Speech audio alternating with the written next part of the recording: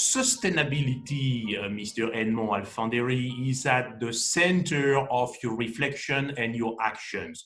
How do you see the connection between sustainability and cooperation? Sustainability, Mr. Gosset, at the global level is impossible without cooperation. Take the case of climate change. Carbon pricing has no border. All countries are involved. Let me give a figure to show you the importance of the issue. Let me quantify this issue of climate change. Emission of carbon in 2019 is 43 billion tons of carbon. There is a technique to suck carbon out of the air and bury it. The call is CCS, carbon capture and storage. It costs around 100 euros per ton to do that. If you make the multiplication, the cost to suck the increasing of carbon every year is the enormous amount of 4,300 billion euro each year. Look at the GDP of Germany. GDP of Germany is only 3,400 billion euros. So every year around the world, we increase the carbon in the atmosphere and therefore deteriorate climate for a cost which is higher than the creation of wealth of the fourth country economy in the world.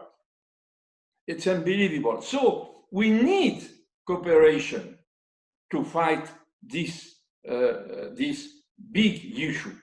Thank you very much. You spoke about climate change. In 2015, in Paris, we had a very important agreement, the Paris Agreement on Climate Change. Would you say, Mr. Edmond Alphandéry, that this agreement is the symbol of a collaborative spirit? Without any doubt. All countries agreed to fight climate change together and got committed to undertake policies to this effect. And we owe this achievement not only to those responsible for COP21 and Mr. Laurent Fabius, the former Prime Minister of France, at the head of this negotiation, has been an architect. And he was very much helped by the Chinese negotiator, Mr. Xi Zhenhua, whose support has been extremely useful. But we need new steps to strengthen this agreement.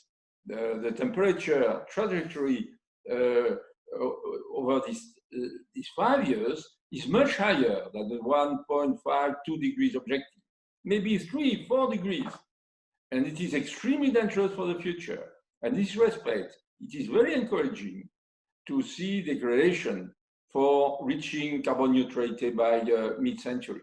And the commitment by Chairman Xi Jinping in this respect is extremely important. Thank you very much, Mr. Minister. We know that you are a very strong advocate of a carbon pricing system.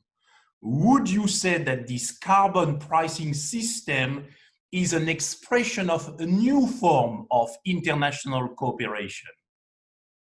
It is a new form of international cooperation, and we have to introduce them in Article 6 of the COP21. To give a price of carbon is extremely efficient to reduce carbon emission. If emitting carbon as a price, then everybody has to take it into one's decision-making.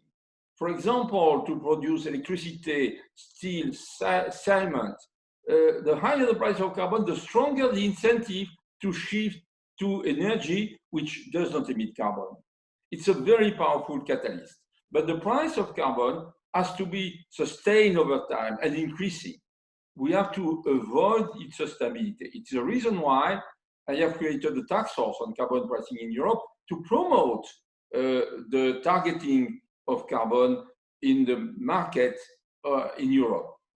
Thank you very much, Mr. Minister, for all the things you are doing to deepen the cooperation between China and the EU, but at the same time to work to protect not only the planet, but mankind, because climate change is a threat to all of us. Thank you very much, Mr. Minister.